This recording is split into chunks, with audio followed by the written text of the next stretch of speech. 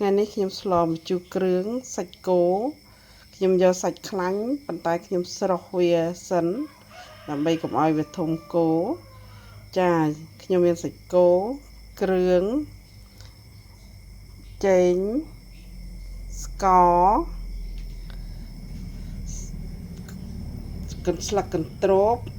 ស្លឹកក្រូចសើចម្ដេងទឹកគួនហើយប្រហុកចាជាដំបូងខ្ញុំដាក់លីងគ្រឿងសិនខ្ញុំដាក់លីងគ្រឿងដាក់គ្រឿងចូលលីងវាឲ្យឈ្ងុយជាមួយប្រេង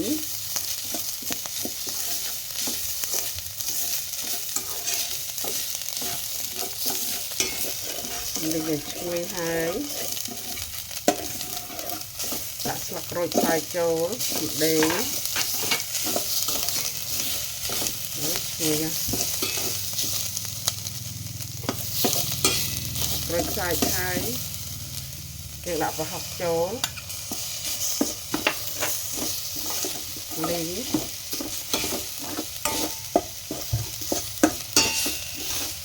ចាលីងវាឲ្យឈ្ងុយលីងឲ្យឈ្ងុយបន្តិចហើយបានយើងដាក់សាច់គោចូលចា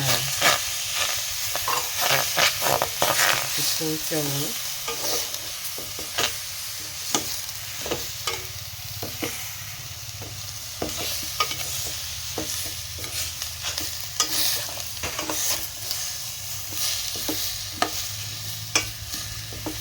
ដាក់សាច់គោចូលលីងឲ្យសព្វ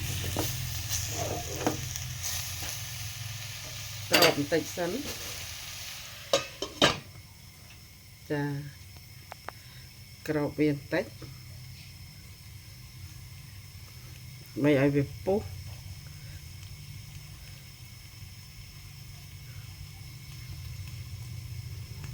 ម៉ាក់មើលចា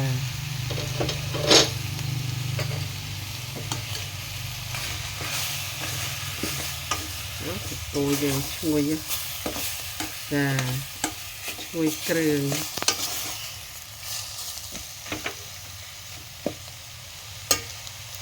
ចាក់ទឹកបន្តិចដាក់ប៊ីចេងដាក់ស្ករ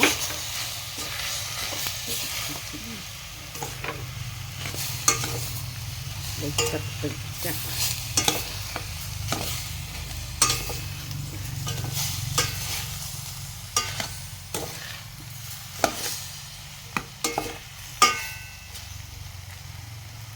យើងចាក់ទឹកបន្តិចដើម្បីកុំឲ្យខ្លោចឆ្នាំង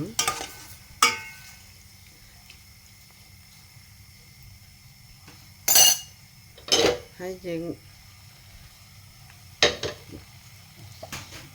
ថែមស្ករ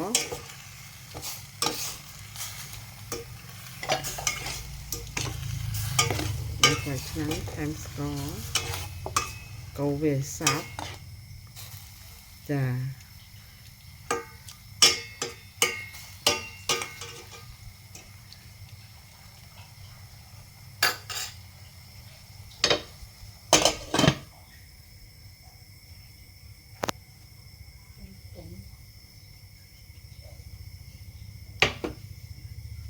ជាងក្របវាឲ្យសព្វ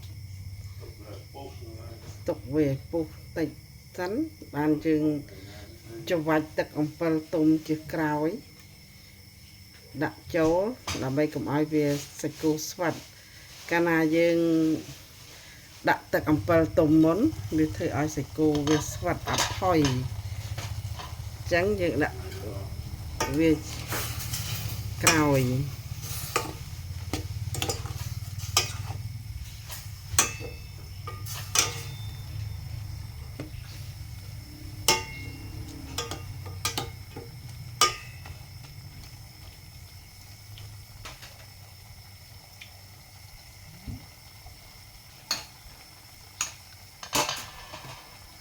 ពុះហើយសាច់របស់យើងពុះល្អហើយយើងគ្របវិញ ច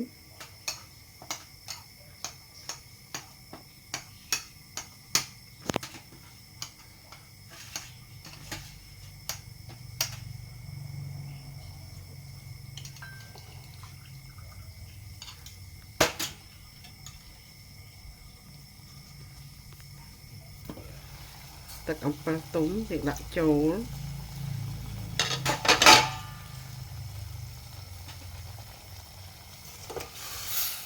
កូរទឹកអំពិលទុំឲ្យសព្វ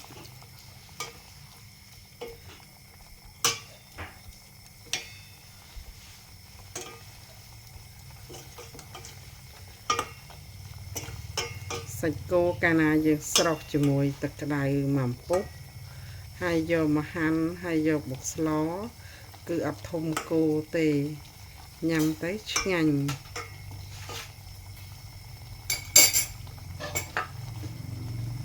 ក្រោបវាទៅ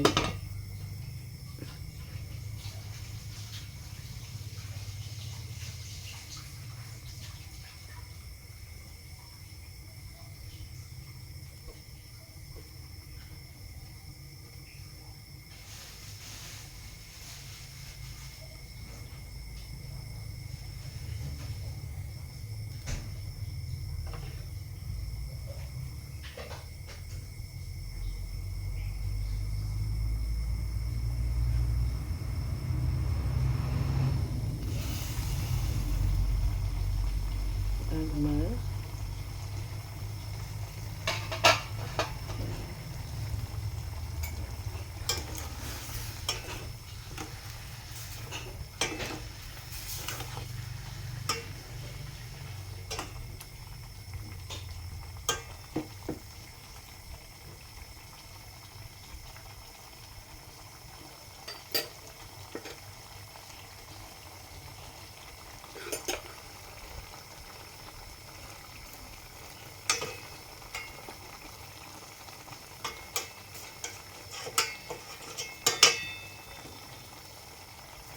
ឧបករណ៍ណា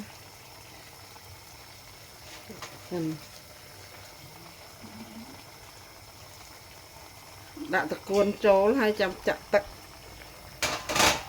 កួនលីងជាមួយសាច់សិនឲ្យវាឈ្ងុយឲ្យវាចូលជាតិ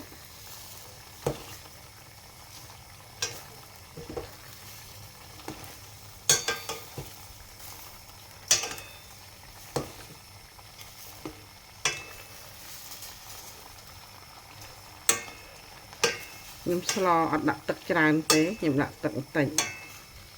ព្រោះមាត់តិច2អ្នកតា3អ្នកកូនចៅទូចអញ្ចឹងស្លច្រើនពេកញ៉ាំអត់អស់ទេហើយបន្ទាប់មកខ្ញុំចាក់ទឹក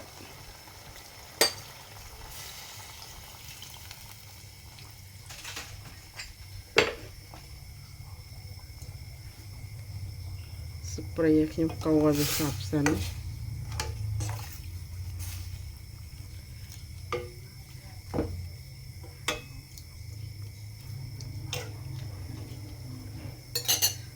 ដាក់ស្លឹកក្រូបស្លឹកកត្រួបចូលឲ្យវាឈ្ងុយក្រោបពុះឆ្អិនរួចជាស្រេចចាអរគុណជម្រាបលា